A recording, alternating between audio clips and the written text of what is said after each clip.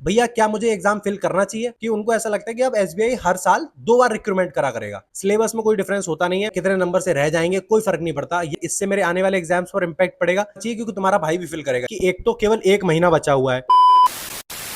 Guys, जैसे कि आप टाइटल और थंबनेल देख के तो समझ ही गए होंगे कि इस वीडियो में प्रॉपर किस चीज के बारे में बात होने वाली है। हमारे मन में हजार सवाल चल रहे हैं इस समय कि एक तो केवल 1 महीना बचा हुआ है, जिसमें भी केवल 541 वैकेंसीज हैं, जिसमें 41 वो वैकेंसीज है जो पहले रह गई थी, वो इस बार दोबारा से देखा जाए तो केवल 500 वैकेंसीज हैं। अब इतनी वैकेंसीज में मैं क्या करूं भैया, मैं इतना ज्यादा परेशान हूं। अभी तो मेरा तैयारी करते हुए 2 महीने 3 महीने हुए, कैसे चल पाएगा?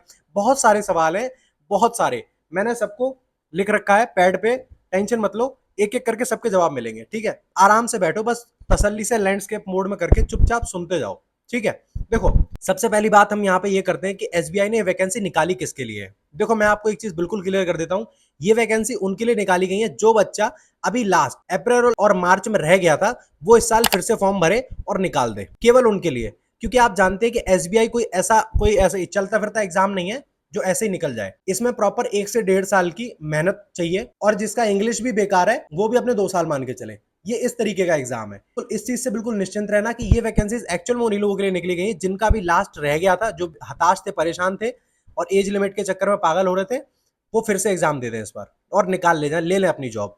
अब एसबीआई की तरफ से कुछ पॉजिटिव चीजें हैं, वो भी मैं आपको पहले बता देता हूं। जैसे मैं आशीष अरोड़ा सर की वीडियो देख रहा था, उन्होंने उसमें क्लियर बोला कि उनको ऐसा लगता है कि अब एसबीआई हर साल 2 बार रिक्रूटमेंट करा करेगा। तो ये एक पॉजिटिव न्यूज है कि हाँ, बहुत अच्छी बात है, अगर 2 बार रिक्रूटमेंट होते हैं तो ज्यादा से ज्यादा लोगों के चांसेस होंगे। एसबीआई ने अब पीओ की तरफ से ध्यान हटा के क्लर्क की तरफ ध्यान ज्यादा दे दिया है। पीओ में वैकेंसीज अब कम ही आने लगी है, क्लर्क में ज्यादा आने लगी है। अब एक और चीज के ऊपर बात करते हैं कि ये जो एग्जाम है, आप सोचिए ना, केवल 1 महीने का समय है। एसबीआई इतना पागल तो है नहीं, उसे पता है कि कोई फ्रेशर तो निकाल नहीं लेगा, और जिसने अगर 6 महीने की भी तैयारी करी है वो भी नहीं निकाल लेगा। अब यहाँ पे बहुत सारी कॉन्ट्राडिक्शंस भी आ जाती हैं कि भाई निकाल तो लेगा, बिल्कुल निकाल लेगा, प्री निकाल लेगा, मेस नहीं निकाल पाएगा, है ना। लेकिन अब हम आते हैं अपने सवालों के ऊपर। पहला सवाल, भैया क्या मुझे एग्जाम फिल करना चाहिए? डेफिनेटली फिल करना चाहिए, क्योंकि तुम्हारा भाई भी फिल करेगा इस एग्जाम। ठीक है, और ये एग्जाम किस माइंडसेट से फिल करा जाएगा? सुनो मेरी बात, अभी माइंडसेट क्लियर कर लो। इस एग्जाम में या तो मैं जीतूंगा या मैं सीखूंगा, मैं हारूंगा नहीं। समझ गए? मुझे ये कमेंट सेक्शन में चाहिए, ये वाला जवाब आप कमेंट सेक्शन में डालेंगे कि हाँ भैया मैं जीतूंगा या फिर मैं सीखूंगा पर हारूंगा नहीं। दूसरी चीज, अब हम बात करते हैं कि किस किस को एग्जाम फिल करना चाहिए। देखो, अगर आपकी तैयारी को 3 महीने से ज्यादा हो गए, आपको डेफिनेटली फिल करना चाहिए। अगर आपकी तैयारी को 3 महीने से कम है, चुपचाप इसको इग्नोर करो, आगे वाले एग्जाम्स को टारगेट करो। क्योंकि ऐसा ना हो कि इस बड़बड़ी में पता चला ना तो आपका सिलेबस कंप्लीट हो, ना आपका फाउंडेशन कंप्लीट हो, और आप इसमें भी कूद जाएं और फिर आगे आने वाले आईबीपीएस की भी आग लगा लें। वो भी अगले मंथ आ जाएगा, उसमें तो अगले मंथ में नहीं, उसमें तो केवल 15 दिन मिलेंगे, आप वो भी आ जाएगा, तो उसको भी आप खराब ना कर लें, है ना। अब यहां पर 2 तरीके के बच्चे होते हैं, एक फ्रेशर और एक रिपीटर। देखो, फ्रेशर के साथ सबसे ज्यादा प्रॉब्लम्स होती है, और मैं वीडियो एक्चुअल में उन्हीं के लिए ही बनाता हूं।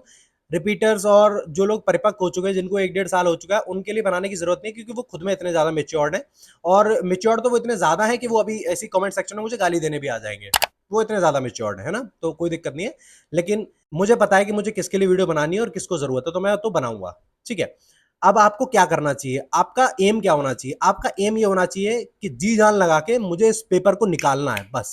कोई फर्क नहीं पड़ता आप कितने नंबर ला रहे हैं, कितने नंबर से रह जाएंगे, कोई फर्क नहीं पड़ता, या निकल जाएंगे, कोई फर्क नहीं पड़ता। आपका केवल एक ही काम होना चाहिए, आप इतना प्रेशर लगा दो कि ये एग्जाम निकाल के मानो। आप आपका माइंडसेट केवल ये होना चाहिए, डेली मॉक देना, डेली प्रैक्टिस करनी, क्योंकि इसके बाद आईबीपीएस का भी एग्जाम लगा हुआ है, उसमें भी आपके पास ज्यादा टाइम नहीं बचा हुआ है, इसलिए पूरा जोर लगा दो। देखो, जो भी एग्जाम आता है, जब एग्जाम की नोटिफिकेशन आती है, उससे पहले एक्चुअल में हमारा खून जो है वो उबाल मारता है कि हाँ अब जोश मार देंगे। और आपको पता है पढ़ाई इसी तरीके से होती है, जब आपके दिमाग पे प्रेशर होता है और जब आपको दिखता है कि हाँ अभी एग्जाम निकालना, तभी आपका वो एग्जाम निकलता है।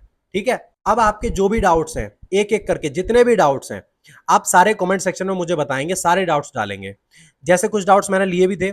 आपका पहला डाउट तो ये क्लियर हो गया कि आपको फॉर्म फिल करना चाहिए, नहीं करना चाहिए? डेफिनेटली करना चाहिए। दूसरी चीज ये कि इससे मेरे आने वाले एग्जाम्स पर इंपैक्ट पड़ेगा, बिल्कुल पड़ेगा। अगर आपकी तैयारी को 3 महीने से ज्यादा हुए तो बहुत अच्छा इंपैक्ट पड़ेगा, क्योंकि आप प्रेशर इसमें जितना ज्यादा लगाएंगे, आने वाले एग्जाम्स उतने ज्यादा आपके अच्छे जाएंगे। तीसरी चीज, क्या आपका फाउंडेशन कंप्लीट है? नहीं है तो प्लीज उसको कंप्लीट करिए, इसके चक्कर में मत पड़िए। ये चीज मैं आपको बिल्कुल क्लियर कर देता हूं, कट टू कट।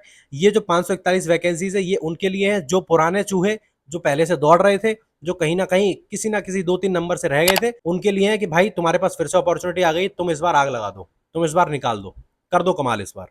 ठीक है। बाकी अब कुछ चीजें आती हैं कि भाई मैं तो आईबीपीएस पीओ को टारगेट कर रहा हूं, जैसे कि मैं भी डेली चैलेंजेस लेके चल रहा हूं, डेली आपको दिखाता भी हूं ब्लॉग में, मेरा वही चलेगा, ध्यान रखना, क्योंकि आईबीपीएस पीओ और एसबीआई पीओ डिफरेंस जो होता है वो आप ये मान सकते हैं केवल 19-20 का डिफरेंस होता है, सिलेबस में कोई डिफरेंस होता नहीं है।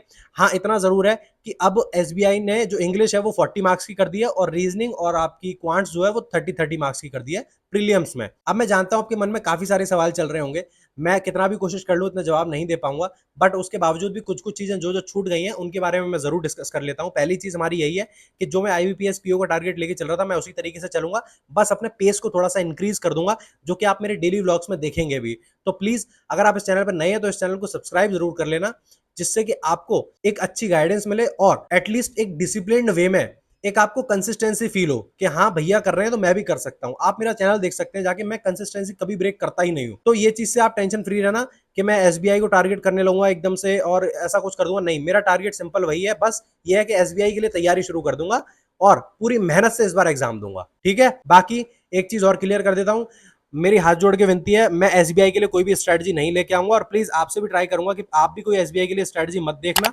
अगर आप मेरे को थोड़ा भी मानते हो, चुपचाप अपनी मेहनत करना स्टार्ट कर दो, डेली मॉक दो, डेली एनालाइज करो और पढ़ो, बस। इस सब चक्करों में मत पड़ो, समय बर्बाद होगा, एक एक मिनट एक एक सेकंड आपका कीमती है। ठीक है। अब इस वीडियो को मैं यहीं पे एंड करता हूं, बाकी मैं अपने शॉर्ट्स के थ्रू आपको सारी चीजें धीरे धीरे अपडेट करता रहूंगा, टेंशन फ्री रहना। ठीक है।